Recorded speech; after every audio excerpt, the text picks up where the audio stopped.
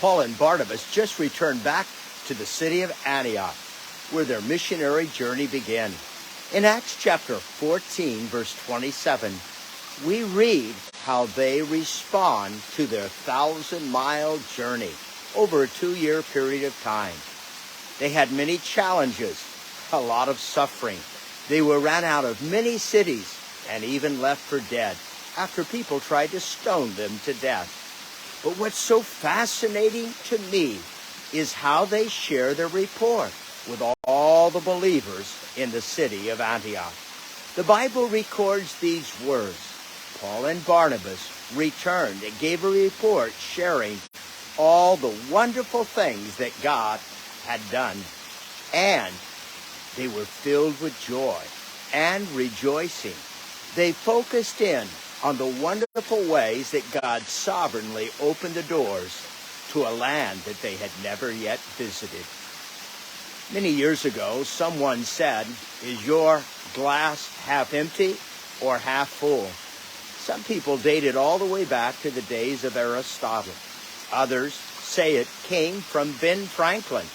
And there are some that believe that it came and inspired from the writing of the Apostle Paul himself. Having just completed a trip, he could have easily said his glass was half empty. He could have focused in on the negative. He could have focused in on the things that were painful and hurtful and harmful. He could have focused in on the gloom and doom of his trip. It's all in the story of Acts chapter 13 and 14. Some people say that the words half empty or half full of the glass come from Paul, or at least inspired. I don't know if that's true, but I understand why people would think that. For Paul often wrote, like he did to the church in Philippi. You'll find it in Philippians chapter 4.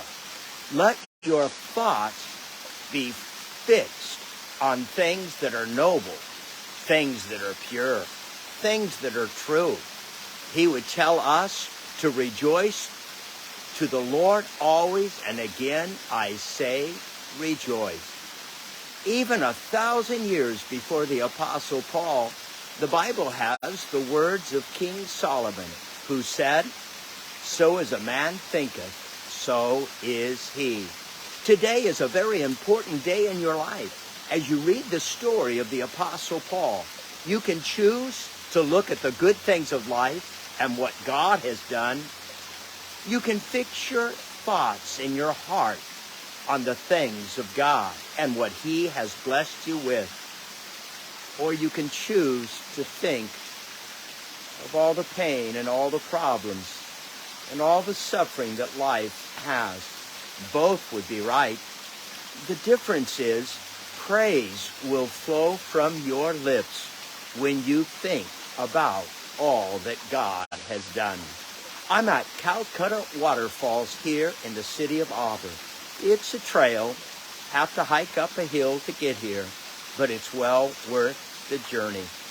This is spring runoff water. It's fresh and it's refreshing to watch these waterfalls. That's what Paul is saying.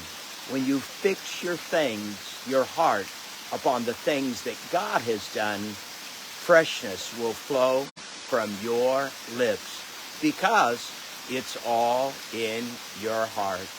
You be blessed today as you think about the things that God has already done. In Jesus' name.